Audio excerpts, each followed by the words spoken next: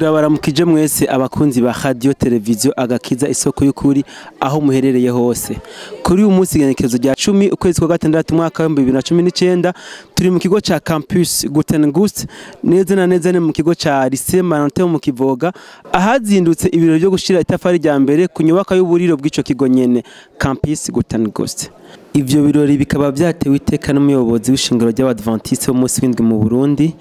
ari kumwe n'abandi banyecubahiro batandukanye bo muri iryo shengero nyene ry'Abadventiste bo munsi w'indwi bifatikanije kandi nabo mu ntwara bo ku mutumba wa Muyange.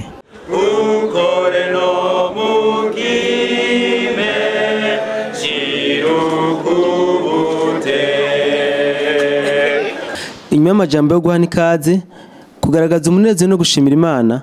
ibirori nyezina byatanguje ucese n'umuyobozi w'ishingiro ry'Abadventiste bo munsi w'indwi mu Burundi. Intumbero y'urugendo uno munsi hano muri Lycée Maranatha siyindi intumbero nuko twabonye yuko iki kigo ca Maranatha kiriko kiratera imbere mu gutera imbere no kuvuga hari inyubako zimwe zitari zishemeye uno munsi rero twaje kugira ngo dushireko itafari rya mbere ku buriro bwa Ecofo Gutengust. Nkuko byashikirwe n'umurongozi w'ishingiro ry'Abadventiste bo munsi w'indwi mu Burundi,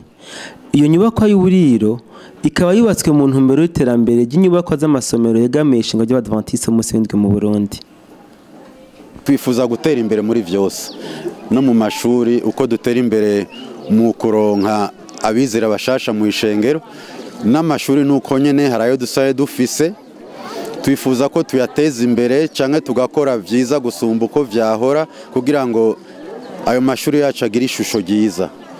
Mu migambi yacu no mu ndoto zacu twifuza yuko muri kazoza ka hafi uyo mugambi urabandanya kuko ari kimwe mu bintu ishengero risanzwe rifise giyemeje haruhande yo kuvuga ubutumwa ivy'indero n'ivy'amagara birimwo. Kubw'ivyo rero uyu mugambi tuguma tuwusengera kandi tuwereka nabujejwe baba hano mu gihugu canke aho dukukira muri division canke muri general conference. Uyu mugambi warabaye vote canke waremewe kuzotangura nibaza kandi kutazosubira inyuma. Ico dusabwa ngaha twebwe gusa no kubandanya twegenyeza kandi twifuza yuko igihugu cacu n'ishengero ryacu vyotera imbere. Twagomba kubibutsa ko ikigo ca Gutengust gisanzwe cigiramwe abanyeshure 189 bari mu buraro akaba atanyubakwa y'uburiro ishemeye bari bafise. Abenshi bakaba bishimiye ico gikorwa. Turagishima cyane tugikurikirana ku munsi ku munsi kandi n'abahari baratubwira bati uyu munsi tugifuza gukora ibi bibaye ngombwa ari byo dushobora kuza gufashanya nabo tukaza tukabana nabo mw'ico gikorwa ari nayo mpamvu n'uyu munsi mubona turi hano. Reka abari hano mwese mu cyumbe n'abatari hano bashobora kumiza marado bavyumve twagize umunezero ntangere wo kubona igikorwa nk'iki gitangura ku myaka myinshi cyari kimaze kiriho kitari bwakogwe. Rero reka nshimire abarongozi b'ishengero rwego rw'igihugu rwego rwa misiyoni rwego rw'intango y'ishengero hano abo bose ku byubahiro byabo tubashimira kuba nk'iki batanguje narya abana babyishimiye cyane kabisa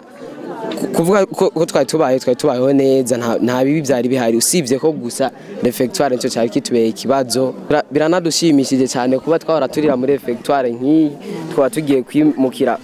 mu nyubako nziza nk'iyi biragire ko ntera umwete n'intege abanyeshuri bamwe bahawe indaro ngaha mu kigo ca Gutengust tubabwira yuko tubasengera kandi tubasaba yuko impanuro bahawe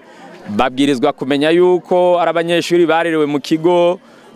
c'indoramana ikigo cigisha abantu kuba abantu mu buryo bwuzuye apana ku mubiri gusa no mu mutwe honyene ariko babe abantu bujuje ibisabwa byose harimo n'ivy'imwemu bagira ikibagera mu bibazo hanyuma ivyo abigisha babo babahaye ntibavyibagirwe kandi bagerageze bibuke